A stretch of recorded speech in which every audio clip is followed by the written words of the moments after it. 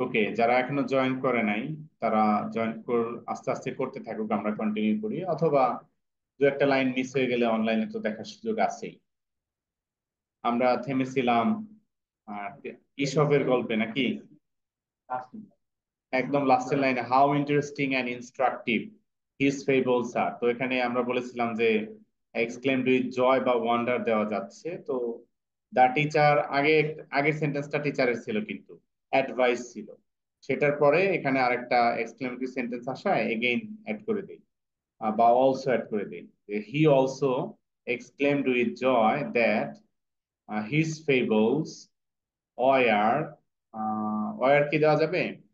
His fables were very interesting. Were দিব নাকি আর দিব বলো? তার ফেবলস তো এখনো ইন্টারেস্টিং আছে, তাহলে ওয়ার কেন? তাই না?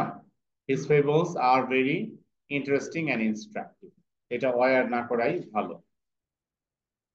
28, have you cut your hair off asked Jim, cut it off and sold it said Della. Jim এবং ডেলা, ওদের গল্পটা আগে একবার বলেছিলাম, এখন আর বলতে চাই না। Jim asked Della if she had cut her hair off. Della replied that she had cut it off and sold it. পরের সেন্টেন্সটা আবার ডেলারি, তো অলসো অ্যাড করে দেই। She also asked him if he did not like her just as well anyhow.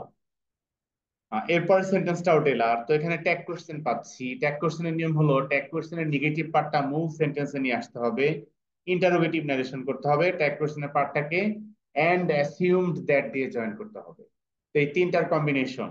প্রথম পার্টে interrogative, তো she further asked him if he was not, if she was not, নেগেটিভটা এখানে আসবে, if she was not her without her hair, and assumed that দিয়ে পরের পার্টটা join করবো, and assumed that she was,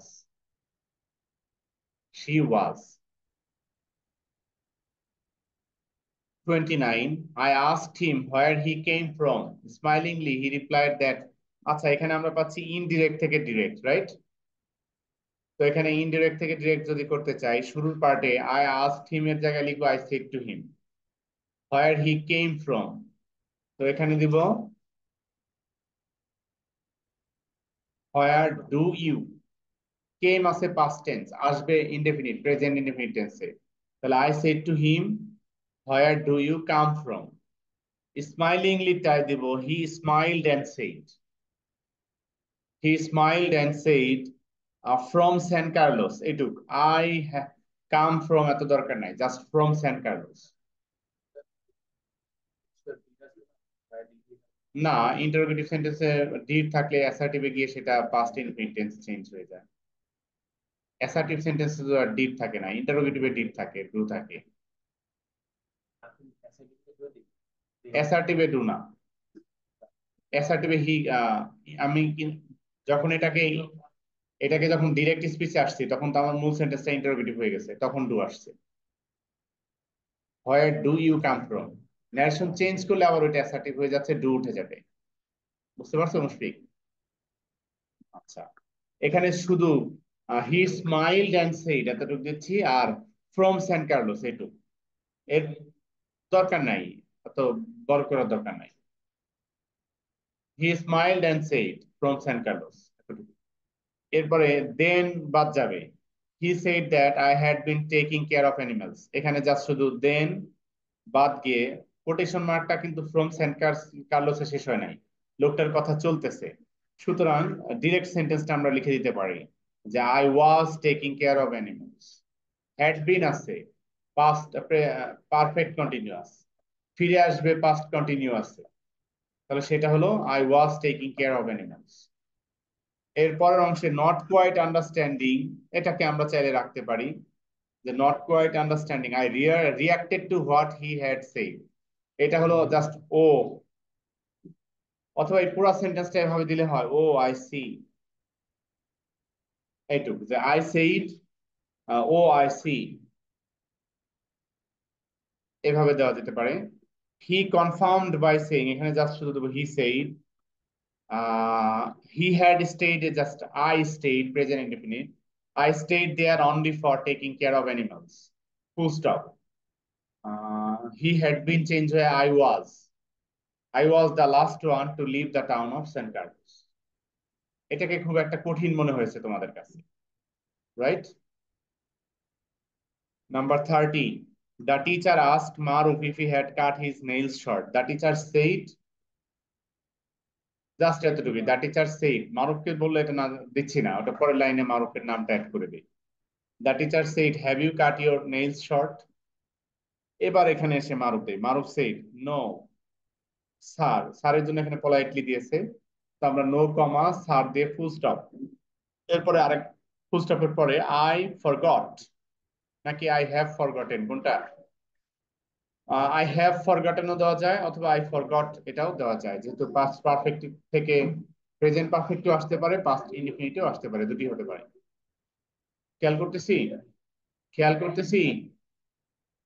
the teacher said it is very bad. You have to be, এখানে had to আছে, had to থাকলে তো must হয় নাকি? The teacher said it is very bad, you must be more careful about neatness and cleanliness. Full stop শেষ হয়েছে, quotation শেষ হয় নাই। You can prevent diarrhoea and some other diseases too by doing so. Could আছে, change হয়ে can হবে। তো 31 নাম্বারটা আমাদের হোমওয়ার্কের লাস্ট ছিল। 31 যে আমি দিলাম, আমি বলেছিলাম স্ক্রিনশটের পুরো অংশটা হোমওয়ার্ক। ও রাইট, 31 ফুল ছিল না, ঠিক আছে। তো কি মনে হয়, ইনডিরেক্ট থেকে ডিরেক্ট প্র্যাকটিস করা উচিত, ডিরেক্ট থেকে ইনডিরেক্ট প্র্যাকটিস করা উচিত? এখানে নিচের দিকে যে প্র্যাকটিস গুলো আছে সবই ইনডিরেক্ট থেকে ডিরেক্ট। এখানে না, এক্সামে আমাদের ডিরেক্ট থেকে ইনডিরেক্ট আছে। তো আমি যেটা করি, দুইটা সোর্স ব্যবহার করি, এখান থেকে ইনডিরেক্টের দুইটা দেই, ইনডিরেক্ট থেকে ডিরেক্টের দুইটা দেই, আর ডিরেক্ট থেকে ইনডিরেক্টের তিনটা দেই। তাহলে 3 আর 2 5টা, আর কমপ্লিটিং সেন্টেন্স 6টার মতো আবারও দেই। ঠিক আছে, তো আমি স্ক্রিনশট গুলো দিয়ে দিচ্ছি। হোমওয়ার্ক ঠিকভাবে করতে হবে, খাতা দেখাতে হবে কিন্তু। ওকে, বিকালে, ঠিক আছে। দুই গ্রুপে সেম হোমওয়ার্ক থাকবে, সো নো প্রবলেম। ওয়ালাইকুম আসসালাম। ওয়ালাইকুম, আসসালামু আলাইকুম স্যার। ওয়ালাইকুম আসসালাম। ওয়ালাইকুম আসসালাম।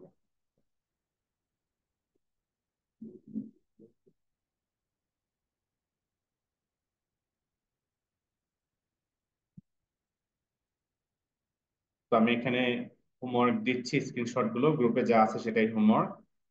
তো ভালো থাকবে সবাই, আল্লাহ হাফিজ।